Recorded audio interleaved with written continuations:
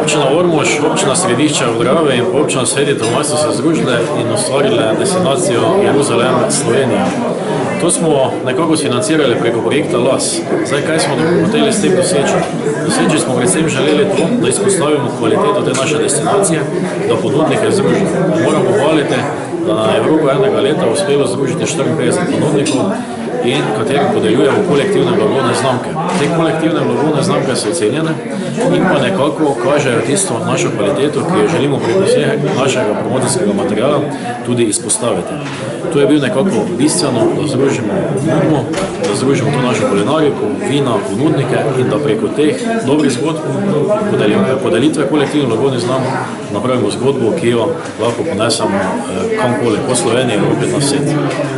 Torej, zgodba se kar dobro začenja.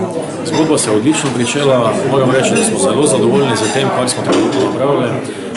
Povezali smo ponudnike tudi izobražujemo, dajemo navodila, na kakšen način se naj naprej obnašajo, tudi skupno delamo grafično podobo vsega tega in moram reči, da to združevanje, to sodelovanje je prineslo že pozitivne rezultate.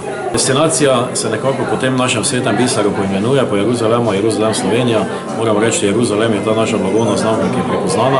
Zdaj dogodki, ki pa se tukaj vršijo, spomladi smo že imeli dneve odprtih vrat, to bomo ponovili tudi v jeseni. Tukaj bodo vsi naši ponudniki imeli odprta vrata, ponujali bodo zgodbe, doživetja, kulinariko in tudi vino. Tako da lepo vabljanje na vse te zadeve, normalno pa, da tiste naša pika na i, vinogradi so nam že grozdje dole, stisnili smo mošt in počasi se bo začelo oblikovati vino, zato lepo vabljanje na martinovanje, na naš tradicionalni veliki dogodek, kjer se zbere od 4 do 5 tisoč ljudi dnevno in v tistem času od 8. do 10. novembra bomo tudi to ponudili.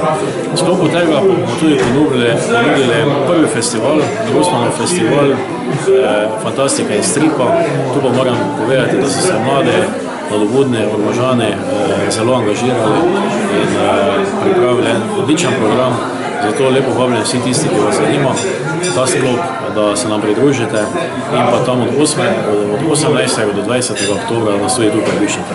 Seveda pa martinovanje, vsa ta zgodba destinacije ne gre brez ljudi. Zato smo tudi v času martinovanja posvetili ta čas tudi našemu odličnemu, žal preminulemu vinarju, ki je popeljal to zgodbo v svet, ki je popeljal našo destinacijo, našo regiju v svet. To je gospod Stanko Čevin. Ob martinovanju se bomo 8.11. tudi poklonili z ekipom in ga bomo ki bo postavljen v sami aleji naših velikanov, se pravi ob Ormoškem gradu.